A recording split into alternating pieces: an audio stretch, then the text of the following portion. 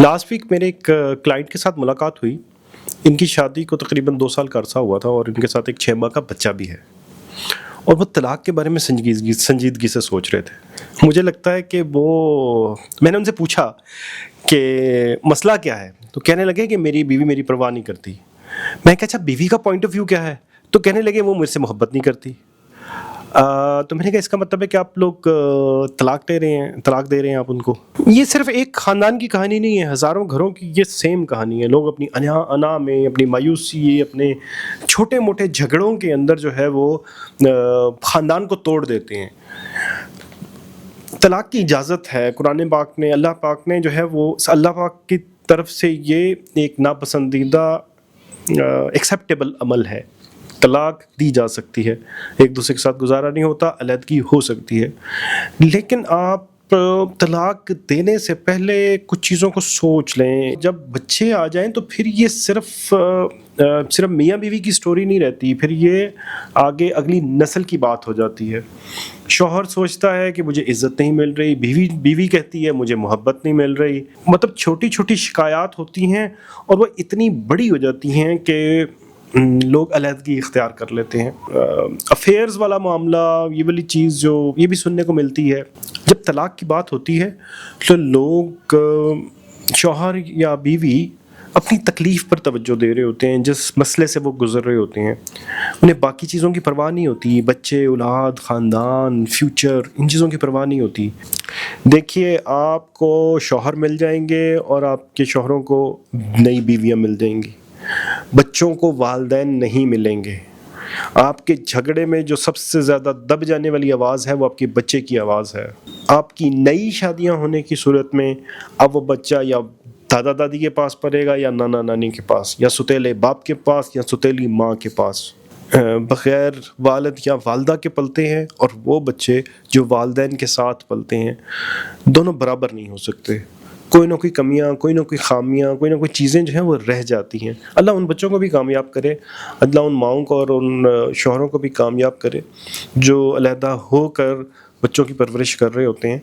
अल्लाह उनकी हिफाजत करे, लेकिन उसमें भी बहुत सारी कमियां रह जाती हैं जो बच्चे होने के बाद, तलाक़ें होने के बाद बच्चे फेस कर रहे होते हैं।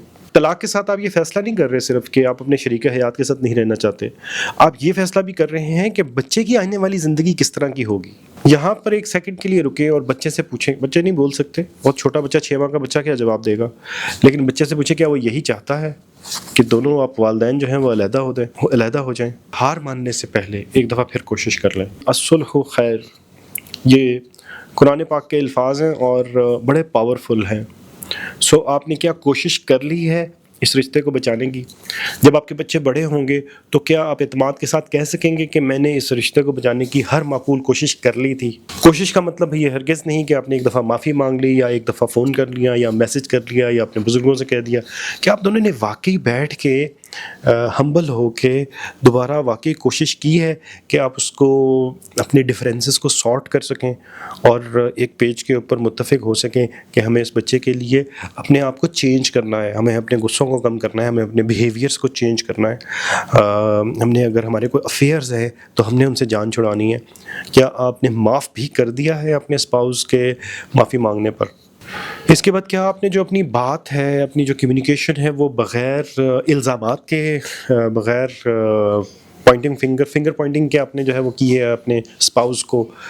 यानी कि आपने अपनी जो माफ़ी मांगी है, तुमने भी तो ऐसे किया था, तुम्हारी वजह से ऐसा हुआ था, इन सारी बातों से हटकर क्या आपने एक दूसरे को समझने की कोशिश कर ली है?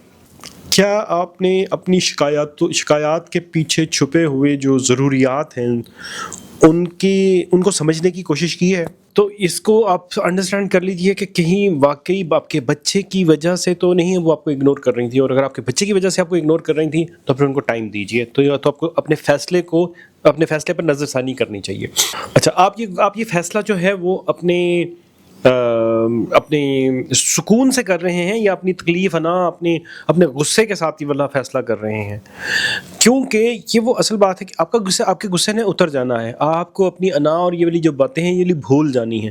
اور ہو سکتا ہے کہ آپ کی بیوی, آپ کی وائف یا آپ کا ہسبینڈ آپ سے معافی مانگنا چاہ رہا ہو, کوئی برج نہیں ہے اس کے بیچ میں, آپ کے اور ان کے بیچ میں, اور ان کو ندامت ہو جو انہوں نے کیا ہے.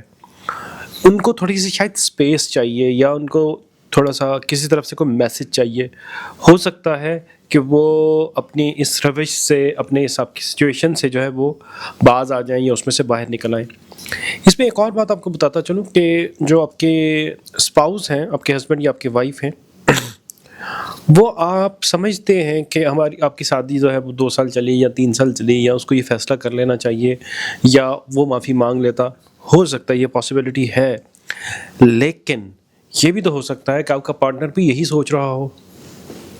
تو اس کو جو ہے وہ کوئی بھی فیصلہ لینے سے پہلے وہ ممکنہ کانشیس ایفرٹ کر لیں جو کہ اس رشتے کو بچانے سے متعلق ہو سکتی ہے. آپ اس رشتے کو نہیں بچا رہے, آپ اپنے بچے کے مستقبل کو بچا رہے ہوتے ہیں. اگر آپ اس کے اوپر کمیونیکیشن سٹارٹ کر دیں, کچھ نہیں ہوگا اگر آپ بات کر لیں گے, کچھ نہیں ہوگا اگر آپ پہل کر لیں گے, کوئی مصیبت نہیں آ جائے گی, کوئی آپ کی انا کو نقصان نہیں پہنچا رہا ہوگا. آپ یہ دیکھیے کہ آپ اپنی انا کو بچانے کے لیے اپنے بچے کی انا پہ جو ہے وہ کتنا برا اثر ڈال رہے ہیں, اور اس کا فیوچر جو ہے وہ آپ کے اور آپ کے اسپاؤس کے اس وقت ہاتھ میں ہے. آپ اس کو کس طرح سے لے کر چلنا چاہتے ہیں. ہمیں ڈاکٹر انجینئر بنانے کی میں بات نہیں کر رہا, ہمیں ڈاکٹر انجینئر نہیں بنانے. بات یہ ہے کہ کیا وہ ایک مضبوط انسان کے طور پر سوسائٹی میں, معاشرے کے اندر پرویل کر رہا ہوگا, سروائیو کر رہا ہوگا اس طلاق کے نتیجے میں.